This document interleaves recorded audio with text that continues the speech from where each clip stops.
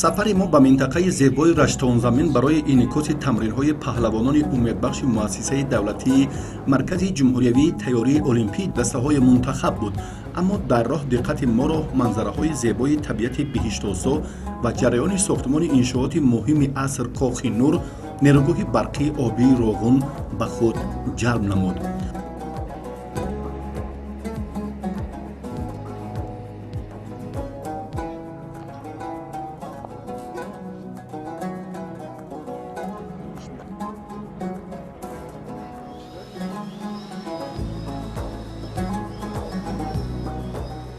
чӯпонону рамаи гӯсфандон низ дар ин рӯз ҷои худро аз минтақаи гармо ба иқлими мусоид иваз намуда ба макони осудаю зебои рашт рахти сафар доштанд.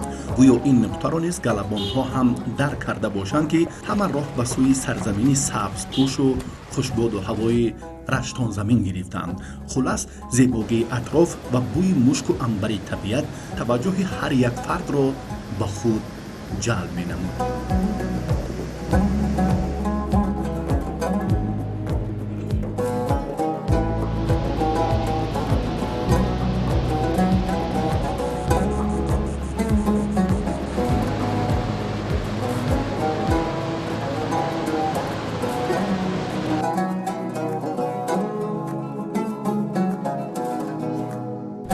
мо ба макони тамринҳои паҳлавонон баъд аз 3 соати сафар расидем. росӣ ба манзараҳои нотакрору рӯёи гиёҳҳои шифобахш, обҳои зулоли чашмасорон назар меафканӣ, тамоми бемадориву хастаҳолӣ ҳам зуд пушти сар мегардад. эълон гардидани солҳои 2019-2021 солҳои рушди деҳот, сайёҳӣ ва ҳунарҳои мардумӣ ба ҷилваву ҷалоли табиат гӯё нерӯи дигар ҳам ҳадя намудааст. мавзеи мафтункунандаи ин диёри ҳамеша сабз моро ҳам маҷбур кард ки ибтидо ба рушди соҳаи сайёҳӣ ва коҳнавардӣ таваҷҷӯҳ намоем. барномаи дигаре ки имрӯз дар сатҳи ҳукумати ҷумҳурии тоҷикистон қабул гардидааст ва айни замон амалӣ гашта истодааст, ин барномаи рушди сайёҳӣ ва ҳунарҳои мардумӣ ва рушди деҳот мебошад ва ин мавзеъ умуман ҳамаи мавзеи тоҷикистони азиз, хосатан водии раштонзамин ба роҳи қабули сатҳи гуногуни сайёҳоне ки ба кӯҳнавардӣ машғул мебошанд, ба кӯҳнавардию сайёҳии варзишӣ машғул мебошанд, омода аст. мо метавонем ки дилхоҳ сайёҳонро чи аз дохили ҷумҳурии тоҷикистон, чи аз кишварҳои дуру наздик тавонем ки ба ин мавзеъҳо шинос намоем ва аз ин мавзеъҳо онҳо дидан намоянд. ин диёр низ таърихи қадимаи паҳлавонӣ ва чобуксавориву аспарварӣ дорад. пирони барнодил ҳам аз боби футувату ҷавонмардӣ ва собиқаи ашхоси заҳматпешаи маҳалла хотираҳои неку таърихиро ёдовар шуданд. бояд ҳар як одам паҳлавон бошад, яке машқ кунад, асдавонӣ, паҳлавонӣ, шиноварӣ, яъне ки ин чизора бояд бидонад. ана ин ҷавонони мо ҳам ҳамин дар пайи ҳамин кӯшиш карданд, яъне ки ина нигах ки дар қишлоқи мо чандин паҳлавоно ба дунё омад ки дар озмунҳои яъне ҷумҳурӣ иштирок карданд. ина аз ҷумла лойиқовҳо ки 4-5 таш соҳиби ҳамин унвонанд, дар ҳамаи маъракаҳо иштирок мекунанд, яъне ҷои якуму дуюма мегиранд. хушамсуддина обод карданд, раҳ рост карданд, дар инҷа майдончаи спортӣ рост карданд. ина аз ҷумла ҳозирам омада гӯшаву канорҳои мамлакат дар ҳаминҷа машқ карда истодиянд, яъне ки яке аз ҷиҳати ин паҳлавониро рушд карда дар дунё бояд муаррифӣ кунанд. дар гузашта ҳамин мавзеи хоҷа шамсиддин макони паҳлавонони варзидаву номдор буд. дар ҳамин макон паҳлавон бо номи исо паҳлавон ки дар замонҳои пеш, дар аввалҳои ибтидои асри гузашта бисёр ҳам паҳлавони боҷасорату баҳодуру далер ки то шаҳри то давлати аморати бухороро бо ҳамон ҳунару бо ҳамон усулҳои гӯштини миллӣ қоил карда буд. паҳлавони дигари ин мавзеъ ҳамин мавзеи хоҷа шамсиддин бо номи хол сафол ки яке аз паҳлавонони варзида ва човандози варзида ҳам буд ва дигар аз он паҳлавонони замони шӯравӣ абдухолиқ паҳлавон дар ин деҳа зиндагӣ мекард, ба воя расид, ки имрӯз писарони ин паҳлавон абдухолиқ лоиқов бо номи ёрибек паҳлавон, муҳаммад сафо паҳлавон, ҳоҷӣ ҷонибек паҳлавон айни замон дар ҷумҳурии тоҷикистон шӯҳрат ёранд ва фарзандони онҳо дар ҳамин мавзеъ имрӯз бо дар зери роҳбарии мураббии варзида рауф ҳукуматов ба тамрини саҳроӣ машғул ҳастанд. дар баробари машғулиятҳои ҳаррӯза мураббии ҷавон рауф ҳукуматов насли наврасро дар роҳияи ватандориву меҳанпарварӣ тарбия менамояд. ин аст ки чун ҳамеша пеш аз оғози тамринҳо ҳайят суруди миллиро замзама намуда сипас ба барномаи мукаммали озмоишии мураббӣ таваҷҷӯҳ менамоянд.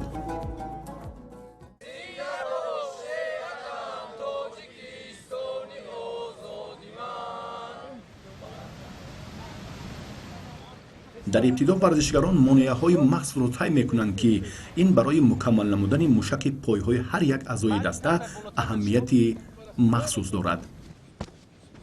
гӯштингирои тоҷик аз чӣ сабаб фақат ими пошум систай ҳаракатҳои дӯстои мо соза дӯстомон бахватене ки помун чи гӯштингирои тоҷик пош систай як ҳолати ноҷо мекунад чи амраш аксулъамал мекуна меғалта ба хотире ки ба хотире ки поям ёра чи ҳаракатшро тез карданда бақват канда осида ёра биста чила ҳаму вобаста ба бачаҳо ба маҳорати машқии бачаҳо агар васеъ боша озодтар мешавад истифодаи васеъ боша осонтар аст осонтара ҳана ки барои гӯштини зуда чанд қас ҷавз ҳарчанд ҷавз наздиктар шава мушкил мешава мушкил шава нагрузка гирифт натиҷа бахша по ҳаракатиш тез кишид ҳамун ҳолатое ки дар гӯштини зудо вақте рӯҳ метавад мисол 1 метр 2 метр нест 50-20 сантиметр ҳамун ҳолата худшона чӣ ҳимоя карда метавонад агар ҳамин кора машқора мо накунем намешавад. давоми чанд рӯз ҳамин тамрини анами имрӯза сурат мегирад мо аллакай 10 рӯз шид ки ҳамин кора кардистем 15 рӯз мо ҳамин машқора мегзарем барои бақват кардани бадан дар гӯштини зудо 90% зиёд бояд зиёдтар чи қувва. дар оғоз тавассути ҳар як ҳаракат танҳо як амал иҷро мегашт. сипас бо суръати тез аз ҷониби мураббӣ тақозо мешуд ки дар як кӯшиш 3 амали дигарро ҳам пайваста анҷом диҳанд. моҳияти иҷрои онҳоро рауф ҳукуматов чунин шарҳ дод. дар гӯштини зудо 4 дақиқа аст. дар 4 дақиқа ҳамаи ҳолатҳо рух метавад. ҳолатҳои бисёр рух метавад. агар мо ҳамин ҳолатҳоро дар вақти машқ бисёртар кор накунем дар вақти гӯштин ба ёди мо намезанад. фоидааш ҳамина ки бо сангда пара пасачка занад давом тиҳад бақват кардани зонҳо ва буҷилакҳои по.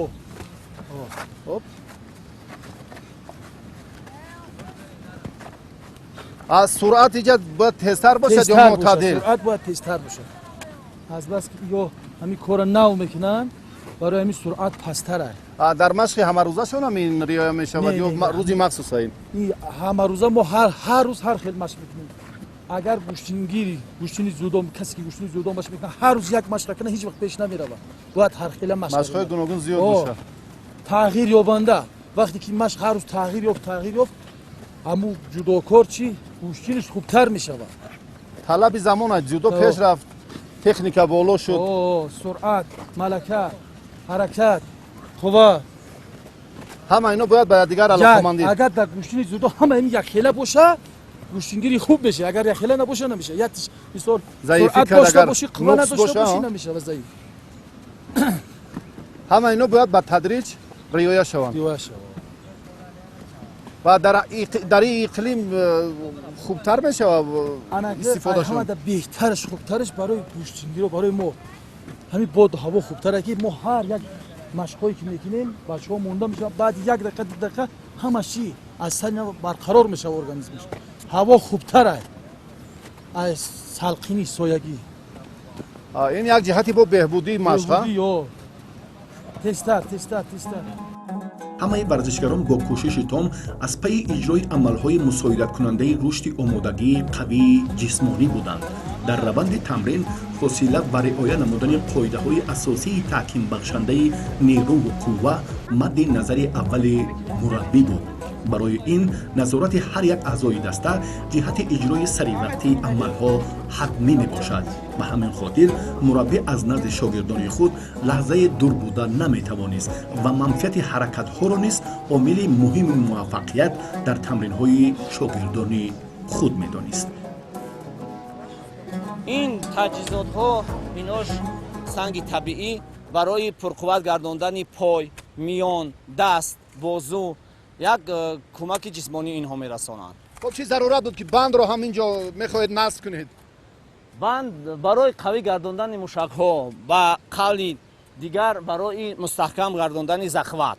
мо кӯшиши ғайрат менаем ки дар оянда барои 100 нафар мо ҷой тайёр кунем. ин албатта соли аввал буд, ин кам аст, вале дар солҳои оянда кӯшиш ба харҷ медиҳем ки бисёр тар шавад ҳамин варзишгарон дар ҳамин ҷо ва ҳамчун як ҷои сайёҳӣ байналмилалӣ гардад. дар мавзее ки мо қарор дорем воқеан инҷо нафарони варзишдӯст моро ҳамроҳӣ карданд. инҳо ҳам ба хотири тарбияи анҳамон насли наврас, ба хотири таъмин кардани дастаи якачини наврасон, ба хотири кори беҳтари мураббии шоиста, раuf ҳукуматов ва афроди дигаре ки дар мактаби маҳорати олӣ тамрин мекунанд корҳои беҳтарро сомон медиҳам. инҷо дар як мавзее ки албатта барои обутоби бадан, барои ҳаракатҳои изофаву иловаи омодагии ҳамаҷонибаи ҷисмонӣ таҷҳизотҳои зарурӣ лозим буданд, онҳоро насб карданд. дар ин давом ҳоло боз ҳам мураббӣ раuf ҳукуматов тасмим доранд ки 2 марҳилаи омодагиро ҳам то ба охири моҳи август дар ҳамин мавқеи зебо доир кунам. басо сарфарозист ва боиси хушнудӣ ҳам ҳаст ки воқеан имрӯз ин афроди варзишдӯст ки худ дастпарвари ҳамин мактаби варзишии ноҳияи раштанд ва онҳо ҳам дар сатҳи мусобиқоти байналмилалӣ ҳам шарафи варзиши меҳанро ҳимоя карданд. имрӯз баробари мураббӣ, баробари ҳайати даста беҳтарин корро сомон доданд ва воқеан ҳам ин шоистаи дастгирӣ ва намунаи ибрати дигарон аст ки бубинед волидайн чӣ гуна ғамхорӣ мекунанд ва чӣ гуна муҳаббат ва садоқат ба варзишҳои миллӣ доранд ки он рушд ёбад ва насли наврас дар ин ҳолатҳо дар лаҳзаи хеле мушкиле ки барои ҳамагон дар хона бимеонед буд, инҳо дар ҳамин фазои зебо як маҳфилу як чорабиниву як ҳамоиши хеле хубу саривақтиро анҷом доданд. мо ҳам дар ин фурсат, дар ин фосила бо онҳо албатта кӯмак мекунем.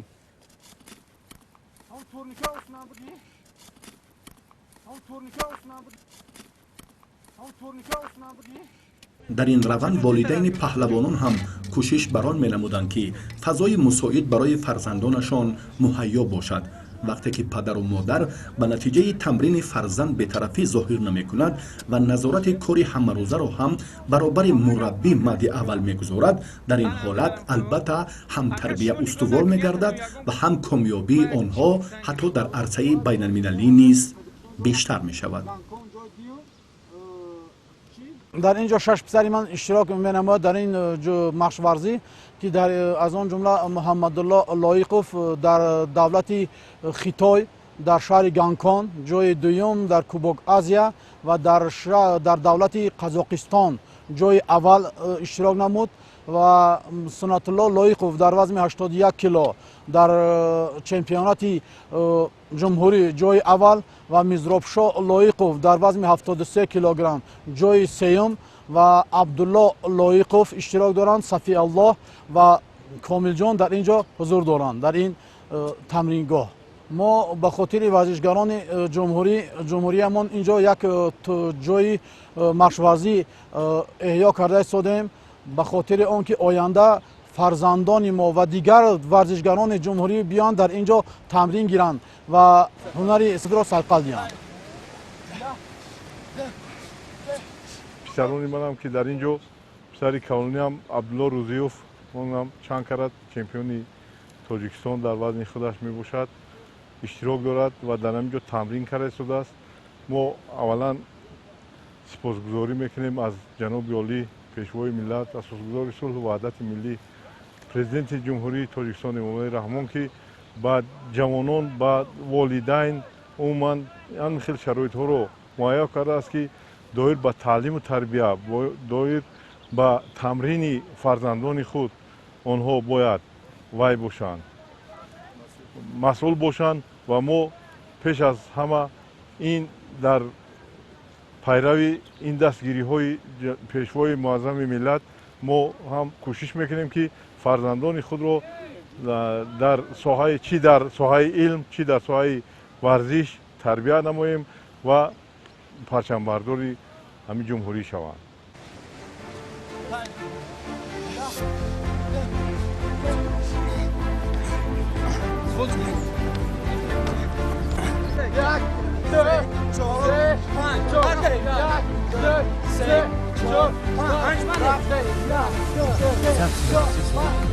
مشق‌های مقرری پهلوانان در بالای گلیم آنقدر به هدف نهایی مربی نزدیک هم نباشد، اما وابسته به شرایط موجوده جهت‌های بهداشت عمل‌های راست و فرصت‌های پرتری را نیز به وجود آوردن ممکن است.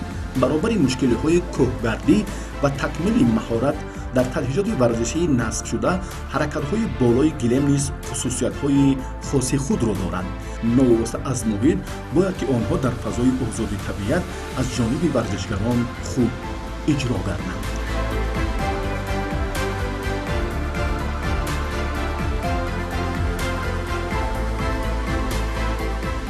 آهسته آهسته حاضر که تمام تالاران در جمهوری تاجیکستان از آن جمله در ناحیه ما در دهه ما حاضر تمام شرایط ها را محترم جناب عالی اساسگزار صلح و وحدت مهیا نمودند و امروز برای ورزشگران برای جوانان ما همه شرایط مهیا شده است که باید که ورزشگر ما این نعمت ها را استفاده برند، پرچمبردان دولت تاجیکستان باشند و پرچم دولتی تاجیکستان ما را در سطح بین المللی در مسابقه های جهانی در المپیک نامبردان ملت تاجیک باشند. نیمه دوم روز دیگر طبق نقشه بچه ها باید به کوه برآیند. عبور این تپه ها در اول بسیار عادی می نماید، اما رئوف حکومت میگوید که برای خاتمه دادن روز مخصوصی آمادگی همه‌جانبه جسمانی ورزشگران بیش از 2 ساعت وقت خود را صرف میکنند که حتی برای طی نمودن 10 کیلومتر بسنده نیست. به اندیشه مربی این کار منفعت بخش نسبت به مشق‌های هر روزه مقرره خیلی زیاد می باشد. در اقلیم مساعد ارگانیسم توباور است که مشکل‌های زیاد را پشت سر نماید. حالت برقرارشوی هم در این فضا خیلی بر وقت به وجود می آید.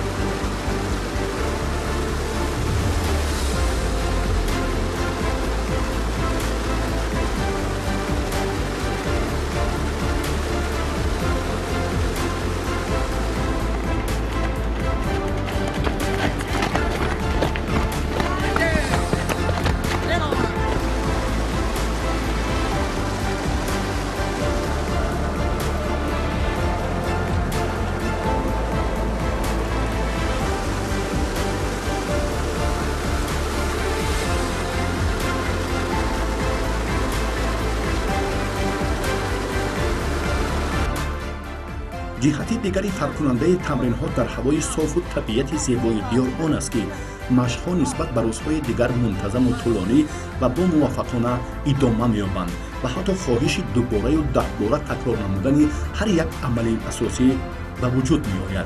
این به کار مربیان علالخصوص بعد از برگشت هم کمک زیادی منفعت بخش می‌رساند. به مانند مشق اشتها هم بهتر می‌شود. در روز 4 هر هفته معین بود که بچه ها آش پلاو را انتظار دارند.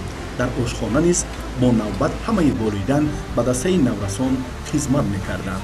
дар ин рӯз собиқ паҳлавони маъруфи кишвар Ёрибек Лоиқов хӯроки нисфи рӯзиро тайёр намуд, ки таъму маззааш аз хӯрокҳои рӯзҳои дигар ба куллӣ фарқкунанда набуд. варзиш танҳо аз ҳаракат, аз истифодаи амал, аз тамрин иборат нест. варзиш боз ҳам унсур, омилҳои ба худ хосро дорад. ҳамин рӯз ҳам боз ба ҳамон навбати паҳлавон Ёрибек Лоиқов рост омад ва акнун заҳмати онро мо қаблан чун мушоҳида кардем ва ин расми хуби тоҷикон аст. дастархони пур аз нозу неъмат баъд аз тамринҳои рӯзи охирине ки мо сабт кардем, инҷо ҳам як ҳаловату ҳузури дигар дошт ва таъмиёшро бо ҳам мебинем ва дар ниҳоят ба ҳамон нуқтаи зарурии Рауф Ҳукуматов ки дар баробари тамрини зиёд ғизои бузурги солим, муҳиму аввалдараҷа аст, баҳои муносиб медиҳем.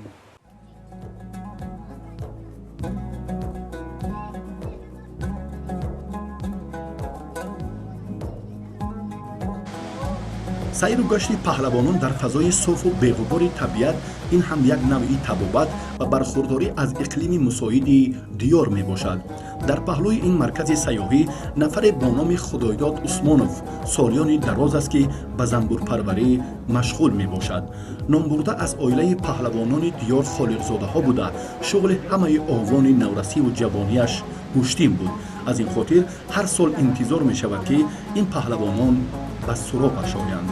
дар баробари ин Худойдод мехоҳад, ки ба ин чеҳраҳои ояндаи гӯштини кишвар то ҳадде ҳам бошад кӯмак намояд.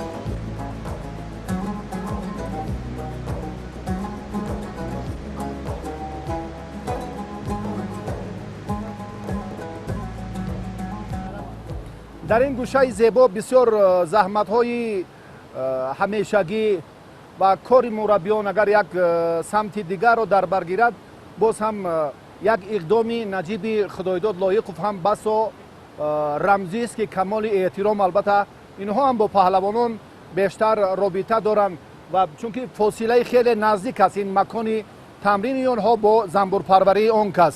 ман барои ҳамин паҳлавоно ҳамеша яъне кӯмаки хеле аз ҳисоби ҳамин асал мегузорам.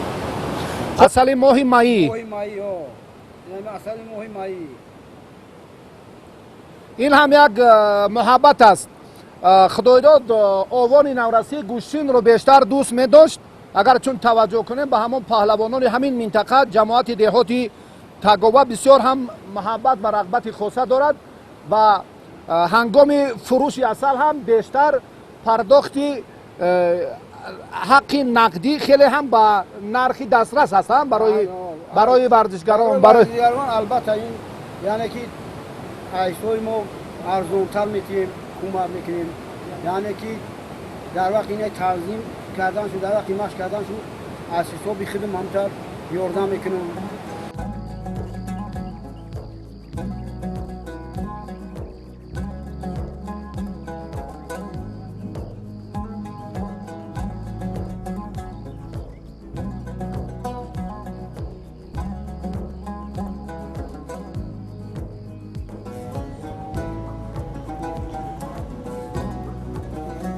дар ҳузури ин наврасон нишастан, бо онҳо ҳам суҳбат кардан, як лаҳзаи хотироти неки онҳоро ёдовар шудан бас он рамзист, чунки мо аз ин чеҳраҳо умедвориҳои бисёр дорем ва имрӯз ҳам дар паҳлӯи ман Суннатулло Лоиқов як варзишгари хеле наврасе, ки натиҷаи беҳтарро ҳам дорад. Суннатулло, мехостем аввалан шумо ҳамон натиҷаҳои ба дастовардаатонро маърифӣ мекардед.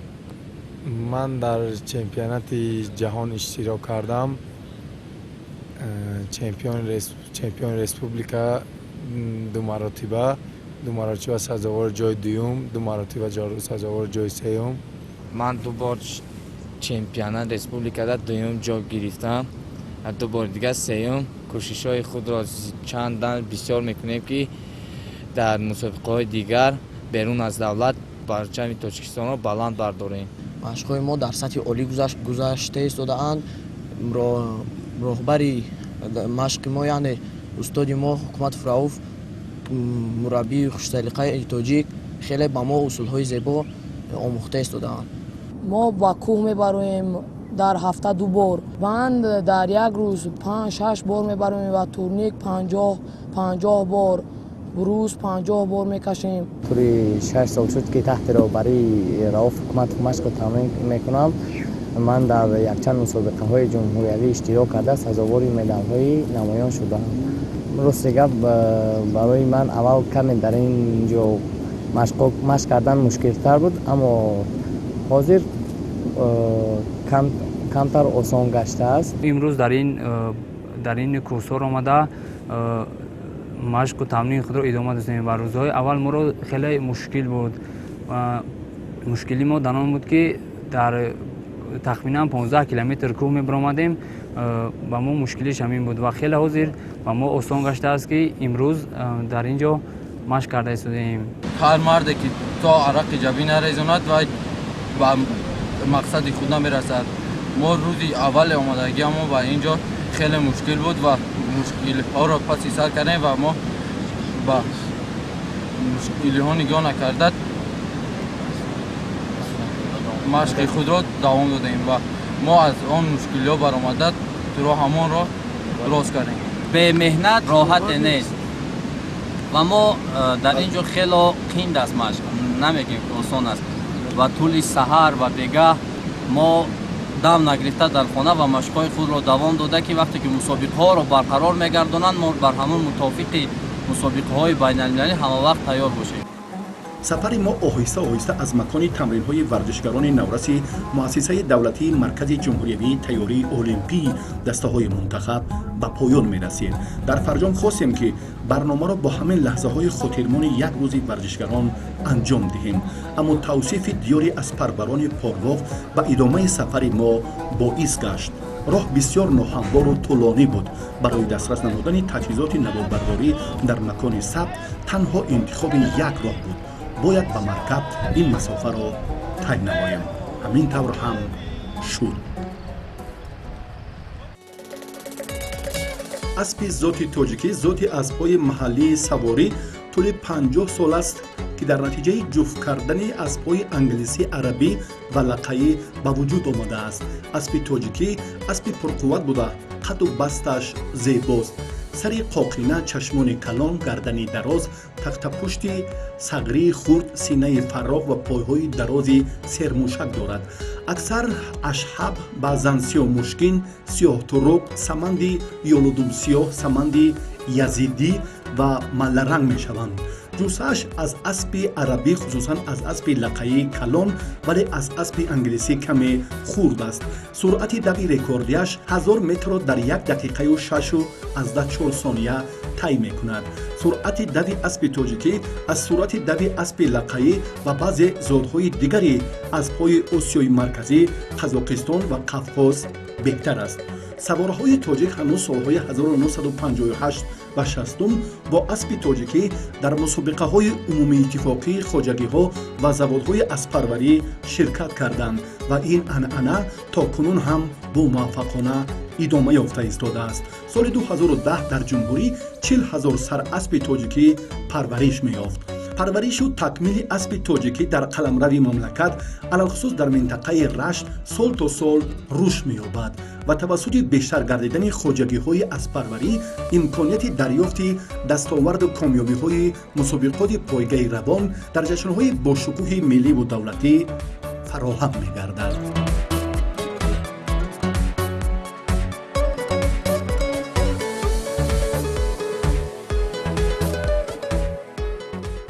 айни замон таваҷҷӯҳи роҳбарияти олии сиёсии кишвар ба ҳамаи соҳаҳо равона карда шудааст ва дар соҳаи хоҷагии қишлоқ хосатан аспарварӣ имрӯз тоҷикистон ба як дараҷаҳои нишонрасе расида истодааст ва ҳамон шӯҳрате ки аспи тоҷикӣ дар гузашта дошт имрӯз ҳамон шӯҳрат боз ҳам пайдо шуда истодааст ва дар ин мавзеъ дар як вақт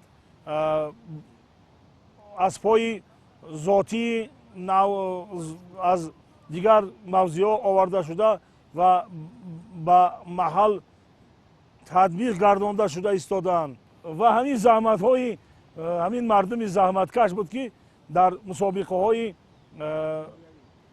ҷумҳуриявӣ дар байни пойгоҳҳои аспдавонӣ аспи бо номи порвоқ яке аз зиноҳои аввалиро дар ин мусобиқа соҳиб гашт ва ҳамин анъана барои оянда боз ҳам ҷоно карда мешавад ва мо пурра метавонем ба ин гуфтаҳои худмон эътимод кунем ва такя намоем ки мо ин соҳаро соҳаи аспарварии зоти тоҷикиро орузу нумун медиҳем.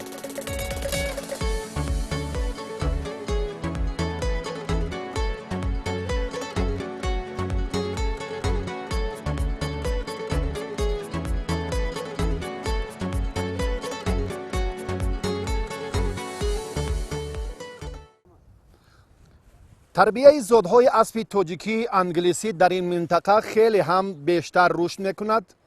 аз шаҳрҳои челябинск, москва, новосибирск ва боз дигар шаҳрҳои федератсияи россия аспҳо ба ин минтақа интиқол дода шуданд ки дар ин замина кор барои аспарварӣ боз ҳам дучанд шуд ва воқеан ҳам баъди он аз ҷумҳурии қазоқистон ва қирғизистон ҳам зодҳои дигари асп оварда шуданд ва ин ҷо ҳам аспарварон ҷиҳати такмили боз ҳам бештар намудани зоти аспи тоҷикӣ ва боз ҳам дуррага кардани намудҳои дигар дар самти ҳамин фалсафа ва фарҳанги қавии аспарварӣ зиёд аст ва маҳз аз ҳамин мавзеъ аз деҳаи порвоқ ки имрӯз ҳам мо дар феҳристи беҳтаринҳои ғолиби мусобиқаҳои пойгаи равон ин ҷо шумораи зиёди чобуксаворонро ҳам метавонем васф кунем. дар маҷмӯъ варзиш, фарҳанг, қисмати сайёҳӣ ки бисёр созгор аст барои ҷалби сайёҳони хориҷӣ, табиати зебо ва нотакроре ки ин ҷо ду фасл ва андаке ба поён агар боз ҳам назар афканем фасли сеюм ҳам баръало мушоҳида мегардад. воқеан биҳиштосо будани тоҷикистон дубора боз касро собит месозад ки ба ин ватан, ба ин сарзамин, ба ин обу ҳаво ва иқлими мусоид хеле ва хеле бояд шукргузорӣ кунем ва аз ин дастоварду ин натиҷаҳое ки мо таваҷҷӯҳ кардем дар оянда ҳам варзишгарон бояд масъулият дошта бошанд ва барои парафшонии парчам ва барои пирӯзиву муваффақияти мусобиқаҳои минбаъда камари ҳиммат банданд. барои таваҷҷӯҳатон ташаккур дӯстон.